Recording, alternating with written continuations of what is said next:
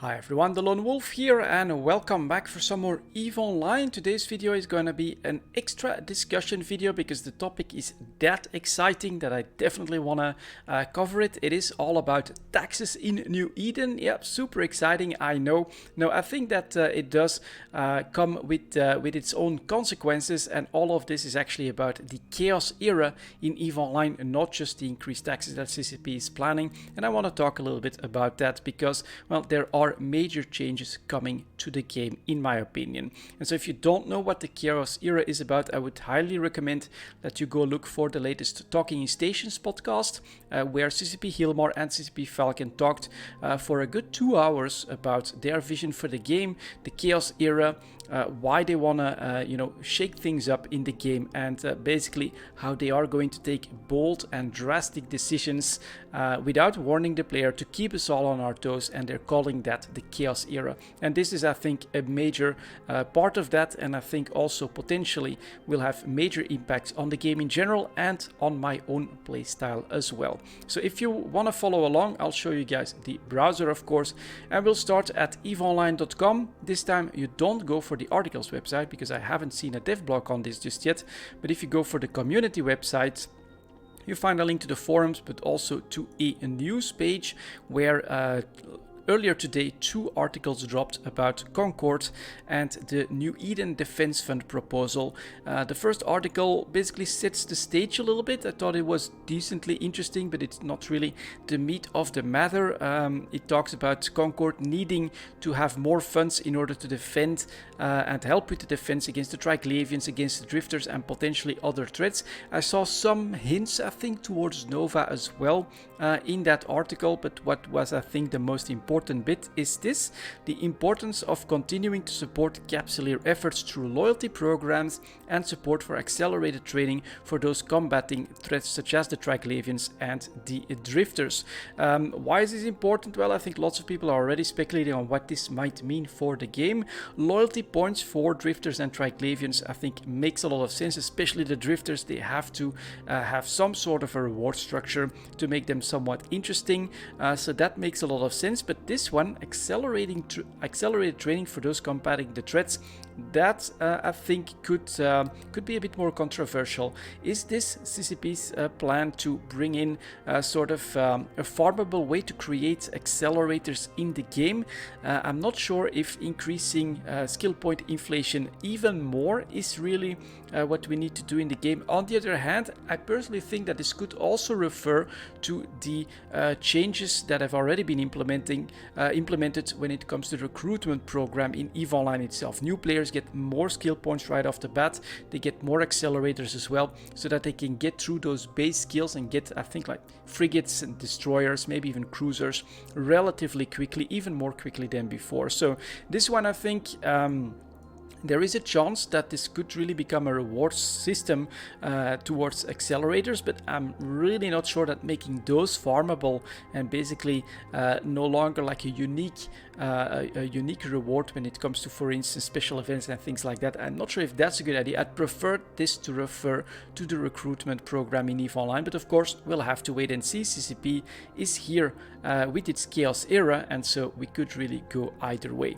Now, if I can find my way back here, news articles, and then we look at the breaking news. Concord Assembly passes tax and brokerage increases to bolster the New Eden Defense Funds. That's where we come to the real topic, of course. Taxes are increasing. The base transaction tax increases from 2 to 5%, and the brokerage fee increases from 3 to 5%. Now, if I'm not mistaken, the transaction tax is something you cannot change. That's always an ISK sink. I always have to think about sink and faucets. Yeah, getting rid of ISK is a sink. So this transaction tax increase more than doubles from 2 to 5%, and that is just the minimal sink on every market transaction. That increases substantial, and then the brokerage fee rises from 3 to 5%. That is, of course, also a tax in NPC stations. Every transaction now doubles from 5 to 10% in those, but it is also the potential incentive when it comes to owning a structure, because you can't set your brokerage fees to 0%. It could be the reverse, but I think that that's correct. And so this is basically really a doubling of the taxes in NPC stations, and this will have major consequences to the game, to the economy. The very first and obvious goal here is to fight inflation. Of course, it's not just the chaos era here, but this is obviously something that has been on the radar from CCP for a long time. I'm not sure if you guys watched anything from the Invasion World Tour, but the fact that bounties are a bit out of control, that inflation is a bit out of control, was definitely mentioned several times there as well. And so I think the first goal of this change is actually to fight inflation, but I think that there is a second goal and a longer term plan to all of this as well.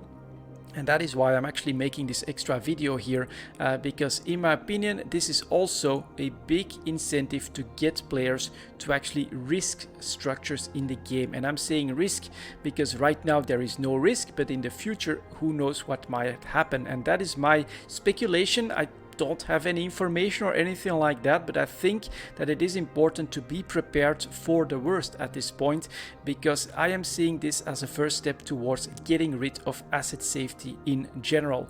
My first thought when it comes to asset safety was that it would maybe also only hit nullsec, but if you listen to the podcast, the plan is really to make it easier for new players to find their way in New Eden, but make it harder for veteran players, give them bigger mountains to climb, make more risk for them in the game. And so it may not just be nullsec, because, well, there's veteran Care Bears like myself out there. And so from that perspective, I really think that we should consider the potential roadmap, including getting rid of asset safety everywhere. That means asset safety gone, high sec, low sec, nullsec just gone, and replaced by the loot fairy, 50% drop chance for everything that was in a structure. It would be super risky, of course, but as I've said, they are obviously also increasing the incentive to players when it comes to actually owning a structure. If they just wanted to fight inflation, you would just do this. You would just increase the transaction tax, which cannot be influenced by the players. You would just be increasing the ISK sinks that way. So very interesting in my opinion, very dangerous as well. But I must also perhaps give you guys my opinion on it. I think it's not necessarily a bad idea. EVE Online is a hardcore game, it's a risky game, and increasing the risk this way, even for something that would hit me very hard potentially. I mean, pretty much a solo player with 5 structures, all services up and running. Yeah, I'd make for a pretty damn juicy target, I think, for a war deck at that point. But I follow rule number 1 in EVE Online. I don't fly and I don't deploy what I'm not willing to lose. So if it happens, it happens. We'll see what comes of it. I see this as part of the sandbox, and it's going to be amazing content, I think. So we will see what happens. Again, this is speculation on my part, but I would say that rather by accident than speculation on what's going to happen in the game. I accidentally have been preparing for that worst case scenario. I've actually been trimming the fat, you could say, out of all of my holdings, and that includes my holdings in the structures as well. I wanted to be more nimble, more mobile, able to switch from one mission hub, for instance, an exploration session in Galente space, then one in Caldari space, things like that. And I thought, just getting rid of a lot of these assets that are just sitting there anyways was a part of that. And that is something that I would actually recommend to anyone at this point that uses my services in detail. I don't think you have to panic just yet. I don't think you have to just evacuate from the co-incorporated structures, but I do think that you need to keep this in mind, and that you need to, if you have a lot of extra bulky stuff there, trim the fat, as I say. Make sure that you're nimble, that you're mobile, that you can react pretty quickly to a potential change like that, because I am sort of seeing that on the horizon. I think asset safety is in the crosshairs. CCP Falcon has said so several times, I think, at this point, that he'd rather old yellow or that one and replace it with the loot fairy. And well, this is the chaos era. CCP is taking bold steps. I mean, nullsec local is gone, guys, and I don't think just a couple weeks ago, right before this was talked about and announced, that anyone would have guessed that I was coming to the game. And so asset safety may be a holy cow for a lot, but I think that it's in the crosshairs. CCP Falcon might just drop the hammer on that one as well. And I'd say just be ready for that possibility. If I'm right on that, honestly, I think that they'll have to incentivize the other structures as well. That means that they may need to come up with a story for the empires needing more ISK as well, increasing taxes on research and industry, so that well, it becomes actually worth it to build 400 million structure for even a small sized corporation to do your own research there, to do your own manufacturing there. But the exchange, of course, well, risk is coming back to the game. We've got chaos in the game. It makes you a target. You're eligible for a war deck, and someone is gonna spot your nice, highly active manufacturing right Jaru, and yeah, they might just decide to war deck you. You'd better be able and prepared to defend what you deploy as well, even in high sec.